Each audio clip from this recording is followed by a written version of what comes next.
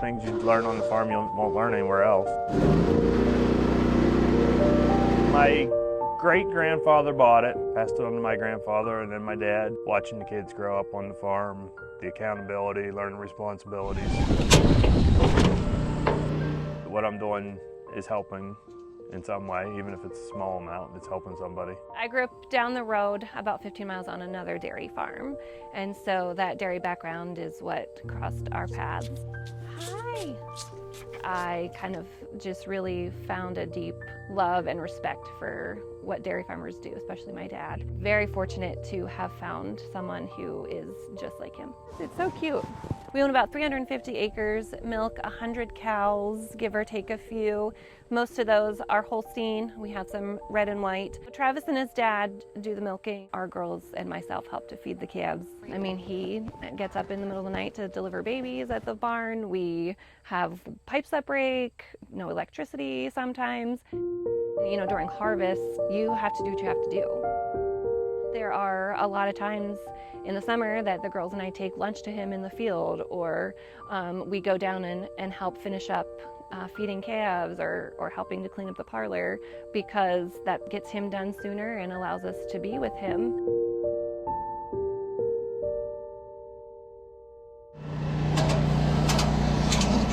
His dad's looking at retiring, and our kids aren't yet big enough to make that choice as to whether they want to be a farmer.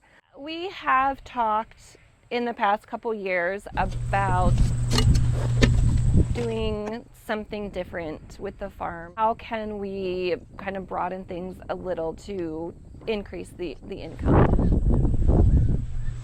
I had a calving in the middle of the night, and I was up late trying to stay awake. Started YouTubing and ended up down a rabbit hole. So I really didn't know that he was pursuing this. Start task. Aircraft preparing to take off. Until he interrupted my morning routine. I had to get my Part 107 license for it, and I had to get my Class 2 medical card. I need a name for my business. And I said, I don't know what business you're talking about.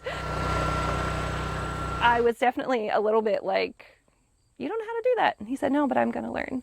And he did. It draws attention.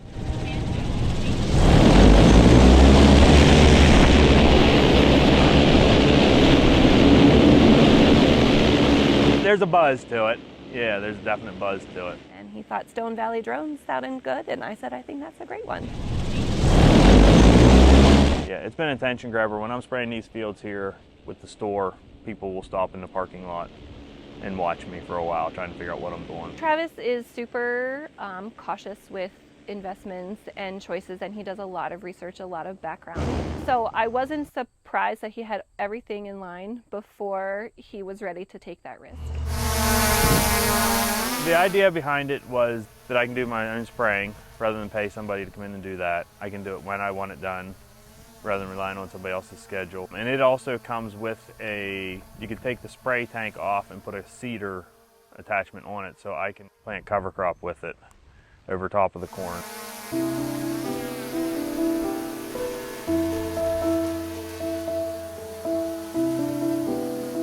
All the sacrifices that are made at home and not having time with him, those are made getting this started. You know, people don't even know what farmers do to care for their land and their crops. You're not going to get rich quick by any means, but there's benefits to it that you don't see as far as like your bank account. But it's such a great lesson to show our children. You have a dream, you have an idea, you put in the legwork to make sure that it's going to pan out, or you hope it's going to pan out, but you have the best odds of that succeeding, and then you invest and you do it. So I'm very proud of him.